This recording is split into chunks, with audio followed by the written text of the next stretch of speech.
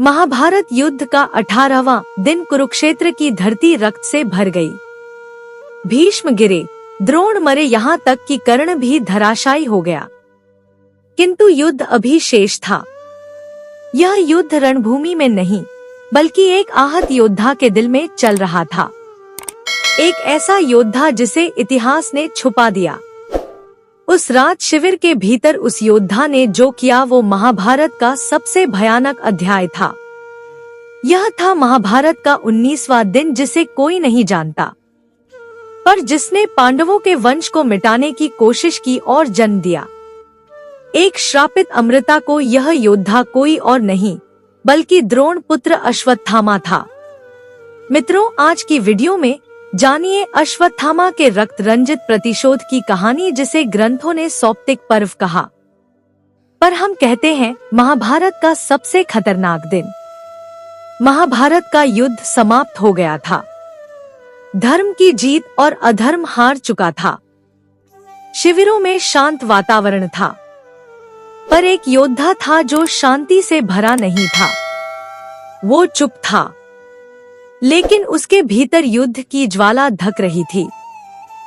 उसका नाम था अश्वत्थामा, गुरु द्रोणाचार्य का पुत्र, अत्यंत बलशाली परंतु भावनाओं में बंधा हुआ योद्धा अश्वत्थामा, जिसने अपने पिता को युद्ध भूमि में छल से मरते देखा था। वो छल जो स्वयं भगवान श्री कृष्ण और धर्मराज कहे जाने वाले युधिष्ठिर ने किया था। अश्वत्थामा के मन में शांति नहीं थी। वो बार बार सोच रहा था कि जब मेरे पिता को झूठ बोलकर मारा गया तो इस युद्ध में धर्म की जीत कैसे हुई। फिर आई वो 18वें दिन की रात। दुर्योधन मृत्यु शैया पर पड़ा था। अश्वत्थामा, कृपाचार्य और कृतवर्मा, यह तीनों योद्धा उसके अंतिम दर्शन के लिए गए। दुर्योधन की आंखों में आंसू थे। दुर्योधन ने अश्वत्थामा से कहा, हम हार गए अश्वत्थामा, हमारा वंश समाप्त हो गया, मेरे सभी भाई मारे गए। कृष्ण के छल का सहारा लेकर भीम ने गदा से मेरी जंघा तोड़ी, पर हे मित्र, क्या धर्म ने जीत पाई। अश्वत्थामा के हृदय में ज्वालामुखी फूट पड़ी और उसने प्रतिज्ञा ली कि मैं पांडवों को नहीं, उनके वंश को समाप्त करूंगा। मैं रक्त से कुरुक्षेत्र को फिर रंग दूंगा। योजना बनी और तीनों योद्धा रात के अंधकार में पांडवों के शिविर की ओर चले। वहां शांति थी। भीम, अर्जुन, युधिष्ठिर, नकुल और सहदेव सभी दूसरी ओर विश्राम कर रहे थे। शिविर में उपस्थित थे द्रौपदी के 5 पुत्र, पांडवों की सेना के सेनापति धृष्टद्युम्न, शिखंडी, युयुत्सु और अन्य योद्धा। रात्रि के अंधेरे में अश्वत्थामा ने शिविर में प्रवेश किया। अश्वत्थामा ने सबसे पहले धृष्टद्युम्न को घसीटते हुए नींद से उठाया। धृष्टद्युम्न ने संघर्ष किया, पर अश्वत्थामा ने उसकी गर्दन घुटनों से दबाकर तोड़ दी। उसके बाद अश्वत्थामा ने शिखंडी को मारा। एक एक करके उस सभी को मारता गया। अंत में अश्वत्थामा द्रौपदी के 5 पुत्र, जो गहरी नींद में सोए हुए थे, उनके शिविर में पहुंचा। अश्वत्थामा ने एक क्षण के लिए ठहराव महसूस किया, पर अगले ही क्षण प्रतिशोध की आग ने दया को जला दिया।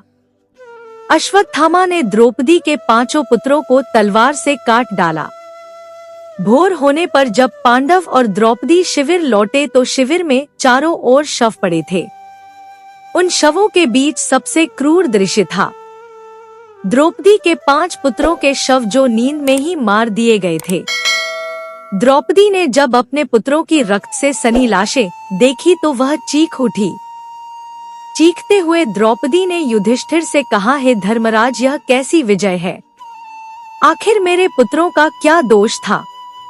हे धर्मराज, मैंने सब कुछ सहा, वनवास, अपमान, चीर हरण, पर आज मेरी कोख जल गई। मुझे कोई सिंहासन नहीं चाहिए, मुझे न्याय चाहिए। अश्वत्थामा रात्रिकालीन नरसंहार के बाद एक आश्रम में जा छुपा था। वह जानता था कि अर्जुन और कृष्ण अब उसकी खोज में होंगे, पर उसे इस बात का गर्व था कि वह प्रतिशोध ले चुका है। उसे नहीं पता था कि उसकी यह घृणा उसे इतिहास का सबसे क्रूर अमर श्राप दिलाने वाली है। अर्जुन और कृष्ण जब अश्वत्थामा के पास पहुँचे तो उसने उनसे युद्ध न करते हुए सीधा ब्रह्मास्त्र चला दिया। यह देख अर्जुन चौंक गया, पर कृष्ण के इशारे पर उसने भी ब्रह्मास्त्र छोड़ा। 2 ब्रह्मास्त्र आकाश में टकराने लगे। कृष्ण गरजे, दोनों ब्रह्मास्त्र को वापस लो, यह पृथ्वी का विनाश कर देगा। अर्जुन ने शांतचित होकर अपना अस्त्र वापस ले लिया, पर अश्वत्थामा का मन शांत नहीं था। वह हारना नहीं चाहता था। उसने अपना ब्रह्मास्त्र वापस नहीं लिया, बल्कि उसे उत्तरा के गर्भ में पल रहे अभिमन्यु के पुत्र की ओर मोड़ दिया। कृष्ण ने जब यह देखा तो उनका धैर्य समाप्त हो गया। कृष्ण ने भीम से कहा, जाओ भीम, अश्वत्थामा के माथे से वह दिव्य मणि निकाल लो। वह मणि जो अश्वत्थामा को ऊर्जा और अजयता प्रदान करता था। भगवान का क्रोध यही नहीं रुका और उन्होंने अश्वत्थामा को श्राप दिया, हे अश्वत्थामा, तुझे इस जीवन से बड़ा प्रेम है ना, तो सुन, तू अमर रहेगा। ना तुझे मृत्यु मिलेगी ना शांति। तू पृथ्वी पर भटकता रहेगा। रक्त और पाप की गंध लिए तेरा शरीर सड़ता रहेगा। हर घाव से मवाद निकलेगी, पर तू मर नहीं पाएगा। तुझे कोई सम्मान नहीं देगा। तू जीवित रहेगा, पर वह जीवन मृत्यु के समान होगा। अश्वत्थामा के छोड़े हुए ब्रह्मास्त्र ने उत्तरा के गर्भ को स्पर्श किया। उत्तरा ने चीखते हुए कहा, हे माधव, मेरे गर्भ को बचाइए। यह पांडवों का अंतिम दीप है। कृष्ण दौड़े। उन्होंने अपना कर कमल उत्तरा की नाभि पर रखा। नेत्र बंद किए। जीवन की लौ बची और ब्रह्मास्त्र की अग्नि वापस लौट गई। धर्म और अधर्म का अंतिम न्याय युद्ध समाप्त हो चुका था, लेकिन अभी अंतिम न्याय होना बाकी था। द्रौपदी का मुख कठोर हो गया था। उसने अश्वत्थामा के वध की मांग की। उसने मेरे पुत्रों की हत्या की है। वह पांडव वंश को समाप्त करना चाहता था। ऐसे पापी को जीने का कोई हक नहीं है। परंतु जब द्रौपदी ने अश्वत्थामा को देखा, वह अब शक्तिहीन था। मणि छीन चुकी थी। चेहरा काला पड़ चुका था। उसने अश्वत्थामा को देखकर कहा, मुझे अपने पुत्रों का शव देखकर पीड़ा हुई, पर मैं नहीं चाहती कि गुरु पुत्र की माता को भी वही पीड़ा मिले। मैं नहीं चाहती कि कोई और मां मेरी तरह रोए। इसे जीवित छोड़ दो, पर ऐसा कि वह जीवन भर मृत्यु मांगता रहे।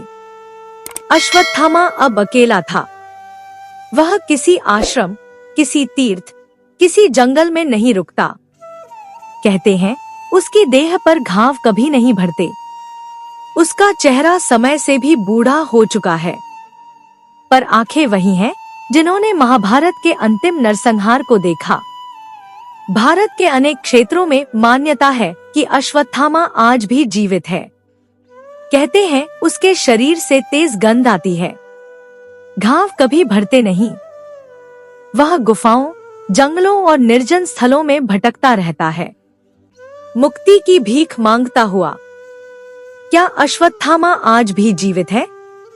अपनी राय कमेंट बॉक्स में अवश्य दें।